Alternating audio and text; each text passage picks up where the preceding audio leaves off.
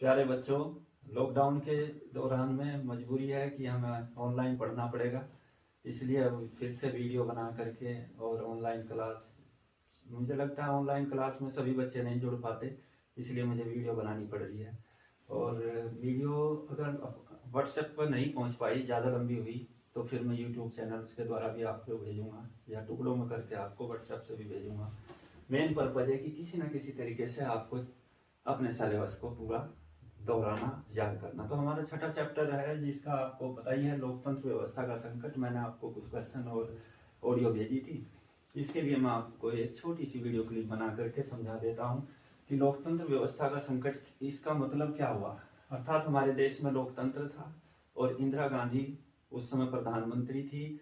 1971 का चुनाव जब उन्होंने जीता, तो आपको मालूम ही है, हम पढ़ चुके कि गरीबी हटाओ का उन्होंने नारा दिया। गरीबी हटाओ का नारा दे करके उन्होंने चुनाव जीत लिया। चुनाव जीत करके उन्होंने जो गरीबी हटाओ की योजनाएं में बहुत से प्रोग्राम चलाए थे, बहुत सी योजनाएं चलाई थी गरीबों की, गरीबी को दूर करने के लिए।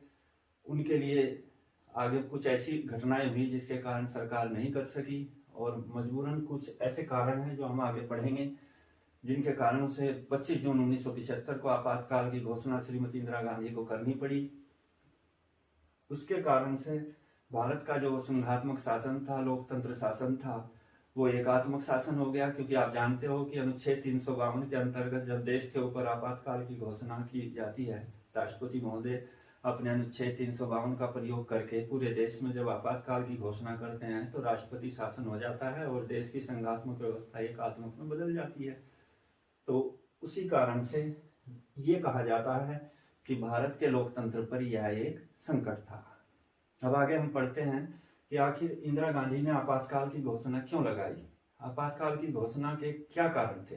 तो कुछ ऐसी घटनाएं हुई, जैसे कि आपको मैंने क्लास में एक दिन बताया था कि 1971 में भारत के ऊपर एक युद्ध आ गया, यानी कि भारत पाक युद्ध। और इस भारत पाक युद्ध में मैंने आपको बताया था बच्चों कि भारतीय सेना ने बांग्लादेश में 95,000 पाकिस्तानी सैनिकों को आत्मसमर्पण कराया, और जिसका परिणाम हुआ कि पाकिस्तान की हार और भारत की विजय और बांग्लादेश नाम से एक नया देश का उदय, जिसे 12 देशों ने मान्यता भी दे दी। तो कहने का मतलब है कि भारत पाक युद्ध 1971 में भारत को बहुत धन खर्च करना पड़ा, और इसके कारण भारत की अर्थव्यवस्था बहुत शिथिल पड़ गई। श्रीमती इंदिरा गांधी के पास इतना भी धन नहीं रहा जो उन गरीबी हटाओ की योजनाओं को चालू रख सके और गरीबी दूर कर सके। अर्थात विरोधियों को समय मिल गया, मौका मिल गया। उन्होंने कहा कि श्रीमती इंदिरा गांधी को आपकी गरीबी से कोई मतलब नहीं था, उन्हें सिर्फ चुनाव जीतना था। और इस प्रकार से आम जनता में एक असंतोष फैल गया। दूसरा कारण, युद्ध के कारण से और आर्थिक तंगी के कारण से देश में महंगाई भी बढ़ गई। बिहार के छात्रों ने आंदोलन कर दिया। तो सबसे पहला कारण तो हमने दिखा ये 1971 भारत पाक युद्ध, जिसके कारण से आर्थिक स्थिति देश की खराब हो गई। और दूसरा कारण हम लिख सकते हैं इसमें कि श्रीमती इंदिरा गांधी जब चुनाव जीती थी 1971 का, तो उनके चुनाव को अवैध घोषित कर दिया इलाहाबाद उच्च न्यायालय ने। दरअसल क्या था कि जब श्रीमती इंदिरा गांधी चुनाव लड़ी थी, तो राजनारायण जी ने यह आरोप लगाया इलाहाबाद हाई कोर्ट में उनके खिलाफ, यह अर्जी दी कि उन्होंने सरकारी तंत्र का दुरुपयोग किया चुनाव जीतने में, और सरकारी पैसे का भी इस्तेमाल किया, प्रयोग किया, और सरकारी साधनों का भी। इस प्रकार उनका चुनाव जीतना अवैध है। पर इसको माननीय न्यायालय के डॉक्टर जगमोहन लाल सिन्हा, न्यायाधीश जगमोहन लाल सिन्हा ने 12 जून 1975 को इलाहाबाद हाई कोर्ट ने श्रीमती इंदिरा गांधी के चुनाव को अवैध घोषित कर दिया, इलाहाबाद उच्च न्यायालय। और मैंने न्यायालय के न्यायाधीश का नाम बताया आपको, जगमोहन लाल सिन्हा। और 12 जून 1975। इस प्रकार से श्रीमती इंदिरा गांधी इन दो घटनाओं से तिलमिला उठी, और उन्होंने 25 जून 1975 को इस घटना आपातकाल की घोषणा कर दी। और कारण कि देश में आंतरिक गड़बड़ी बताई।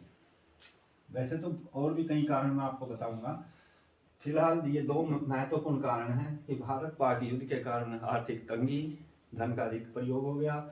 इलाहाबाद उच्च न्यायालय ने श्रीमती गांधी के चुनाव को अवैध घोषित कर दिया। देश में महंगाई बढ़ गई। महंगाई के कारण से जनता में आवश्यक वस्तुओं के प्रति खरीदने की भी शक्ति नहीं थी और देश में आम जनता में, गरीब जनता में और भी असंतोष हो गया। बिहार के छात्रों ने आंदोलन कर दिया। बिहार के छात्रों ने आंदोलन करके जयप्रकाश नारायण जो एक माने हुए पुराने नेता थे, स्वतंत्रता संग्राम में भी भाग लिया। उन्होंने श्री जयप्रकाश नारायण को बिहार के छात्रों ने बुलाया कि आप हमारे आंदोलन का नेतृत्व कर लो। जैसा आप कोई नेतृत्व आंदोलन चला रहे हो और आप किसी मानी हुई हस्ती को, किसी माने हुए नेता को अपना नेतृत्व करने के लिए बुला ले, जिससे हमारे आंदोलन की ताकत बन जाए। तो जेपी नारायण ने कहा कि भाई ठीक है, मैं आपके आंदोलन के नेतृत्व इस शर्त पर संभाल सकता हूँ छात्रों कि आप कोई हिंसक कार्रवाई नहीं करेंगे। तब जयप्रकाश नारायण जी के नेतृत्व में छात्रों का आंदोलन भी चला। उधर गुजरात के छात्रों ने भी आंदोलन कर दिया। गुजरात में भी छात्रों का आंदोलन हो गया। फिर रेल की हड़ताल हो गई, उसका नेतृत्व जॉर्ज फर्नांडीज ने किया। रेल हड़ताल के कारण और जॉर्ज फर्नांडीज नेता जो थे वो उन्होंने इसका नेतृत्व किया, जॉर्ज फर्नांडीज। इस प्रकार देश में सरकारी तंत्र जो है फेल सा हो गया। जगह जगह धरना, प्रदर्शन, आंदोलन होने लगे, जिसका कारण यह हुआ कि श्रीमती इंदिरा गांधी को अपना शासन चलाना मुश्किल हो गया। और जब 12 जून 75 को लास्ट में यह घटना हुई कि इलाहाबाद हाईकोर्ट ने उनके चुनाव को अवैध घोषित कर दिया और न्यायालय ने कहा कि भाई आप जो हैं केवल केयर टेकर प्रधानमंत्री रह सकती हैं अपने पद पर जब तक कि दूसरा प्रधानमंत्री चुना जाए, परंतु कोई महत्वपूर्ण फैसले नहीं ले सकती। तब श्रीमती इंदिरा गांधी को एकदम ऐसा करना पड़ा कि उन्होंने 25 जून 1975 को राष्ट्रपति फखरुद्दीन अली अहमद, ध्यान रखियो उस समय राष्ट्रपति फखरुद्दीन अली अहमद थे।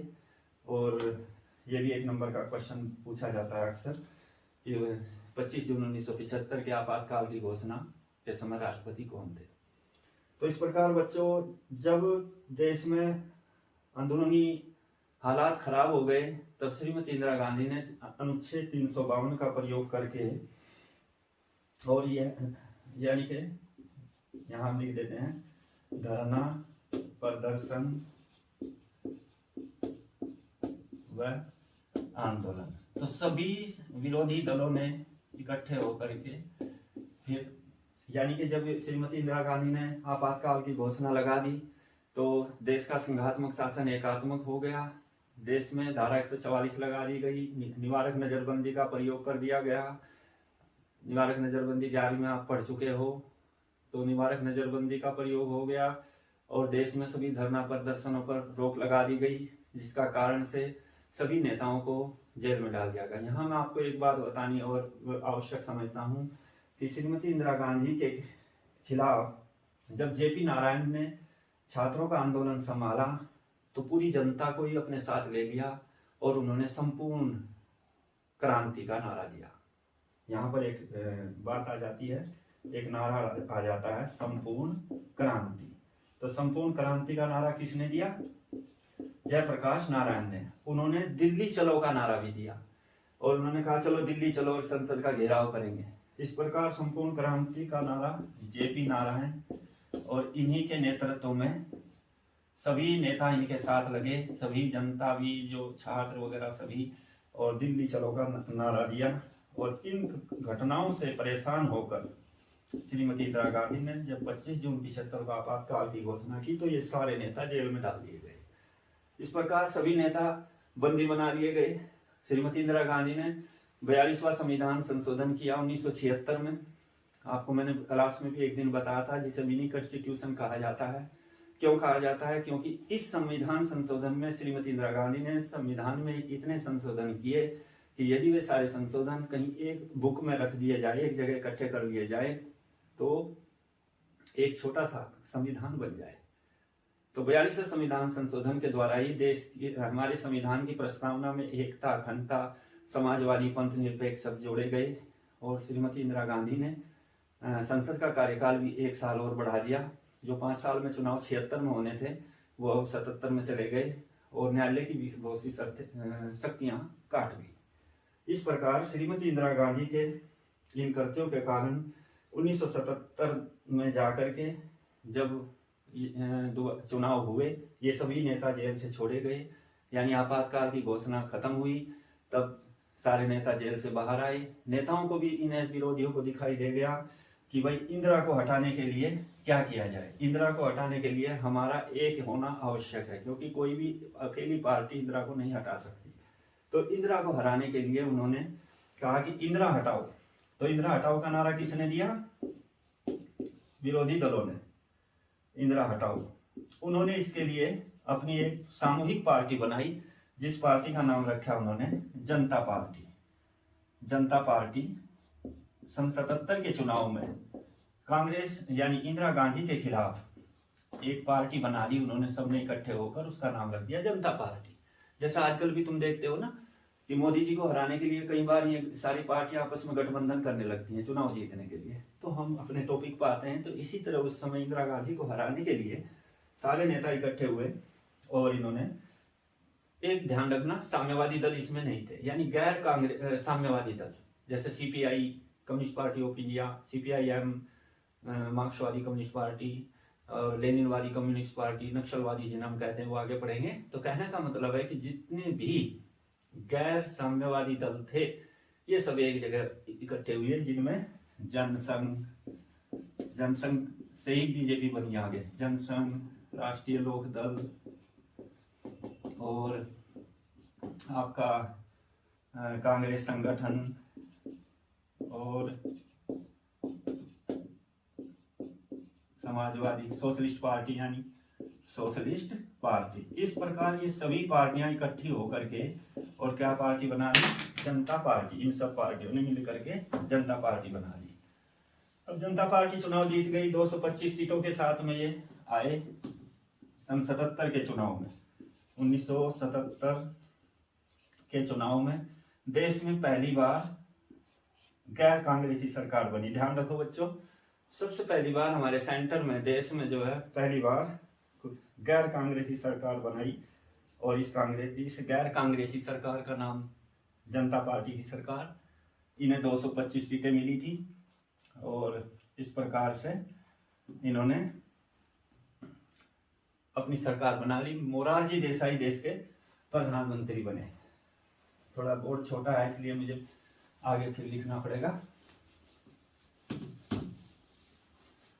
तो गैर कांग्रेसी सरकार, मोरारजी देसाई देश के प्रधानमंत्री बने और ये सरकार ज्यादा दिन नहीं चल सकी। वैसे अधिकतर राज्यों में भी इन्हीं की सरकार बनी जनता पार्टी की, परंतु ये सरकार ज्यादा दिन नहीं चल सकी। क्यों नहीं चल सकी? क्योंकि ये भावात्मक एकता स्थापित नहीं कर सके। ये सारे दल, सारे घटक जो थे जनता पार्टी के, जो मैंने अभी बताया, जनसंघ, कांग्रेस संगठन, राष्ट्रीय लोक दल या जो भी अन्य दल थे, सोशलिस्ट पार्टी इत्यादि, ये सभी में सिद्धांत अलग अलग होने के कारण ये आपस में एक तो हो गई इंदिरा को हराने के लिए, लेकिन इनमें फिर भी भिन्नता थी, कार्य में भिन्नता थी, सिद्धांतों में भिन्नता थी, भावात्मक एकता की कमी थी और इसी कारण ये धीरे धीरे फिर टुकड़ों में टूटने शुरू हो गए और देश में फिर 1980 में मध्यावधि चुनाव हुए। मध्यावधि का चुनाव का अर्थ है जब 5 साल की सरकार जो चुनी जाती है 5 साल के लिए, वह अपना टेन्योर पूरा नहीं कर पाती, अपना काल पूरा नहीं कर पाती और बीच में ही किसी कारण से उनकी सरकार गिर जाती है, बहुमत खत्म हो गया हो या दोबारा चुनाव कराने पड़ते हैं, तो ऐसे चुनाव को हम मध्यावधि चुनाव कहते हैं, जो अवधि के बीच में होते हैं। तो 1980 में फिर मध्यावधि चुनाव हुए। इस प्रकार बच्चों ये 1980 के जो मध्यावधि चुनाव है, इनमें इंदिरा गांधी फिर जीत करके आ गई। और यहाँ एक चीज और, ये मोरारजी देसाई मैं लिख देता हूं, प्रधानमंत्री बने थे गैर कांग्रेसी, मोरारजी देसाई प्रधानमंत्री बने 1977 में गैर कांग्रेसी सरकार के, अर्थात जनता पार्टी के, पहली गैर कांग्रेसी सरकार।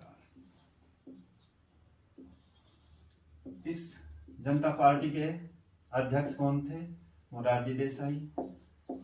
और उपाध्यक्ष चौधरी चरण सिंह किसान नेता थे राष्ट्रीय लोकदल के।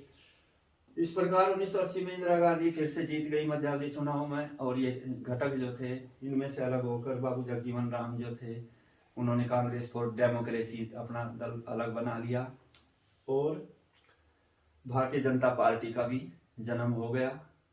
उससे पहले ये जनसंघ थी, भारतीय जनता पार्टी का भी जन्म हुआ, और इस प्रकार से ये सभी दल जो है अलग अलग टुकड़ों में टूट करके ये सरकार गिर गई। एक टॉपिक हमारे इसमें एक दो पॉइंट आते हैं। एक तो नक्सलवादी आंदोलन। ये नक्सलवादी आंदोलन भी उस टाइम पर आपातकाल से पहले जोर पकड़ रहा था। ये एक किसान आंदोलन था। मैं आपको इसके बारे में थोड़ा सा बताऊं। नक्सलवादी आंदोलन जो कि आज तक भी सरकार इससे परेशान है, क्योंकि ये नक्सलवादी जो है निर्दोष पुलिस और सैनिकों को निशाना बनाकर मारते रहते हैं। प्यारे बच्चों, ये नक्सलवादी कम्युनिस्ट पार्टी के लोग हैं, और इसमें आदिवासी यानी गरीब लोग इसमें हिंसक रास्ते पर चल रहे हैं। और इसकी शुरुआत कहाँ से हुई? पश्चिमी बंगाल के दार्जिलिंग जिले में, पश्चिमी बंगाल का दार्जिलिंग जिला, जिसमें नक्सलबाड़ी नाम की एक जगह है। मैंने तो फिजिकली भी वो देखी है during my tenure in Indian air force. तो वहां पर नक्सलबाड़ी नाम का जो थाना है उसमें एक उग्र भीड़ आई किसानों की, आदिवासी किसानों की, और उन्होंने उसमें आग लगा दी, और इस प्रकार हिंसात्मक आंदोलन शुरू हो गया। उसी के कारण वह हिंसात्मक आंदोलन चारू मजुमदार के नेतृत्व में इस चला, और इस प्रकार से ये आज वर्तमान में देश के 9 राज्यों में करीब 75 जिलों में फैला हुआ है। आप छत्तीसगढ़, झारखंड, उड़ीसा, मध्य प्रदेश, पश्चिमी बंगाल, इस प्रकार 9 राज्यों में देश के जो है 75 जिलों में ये नक्सलवादी आंदोलन चल रहा है।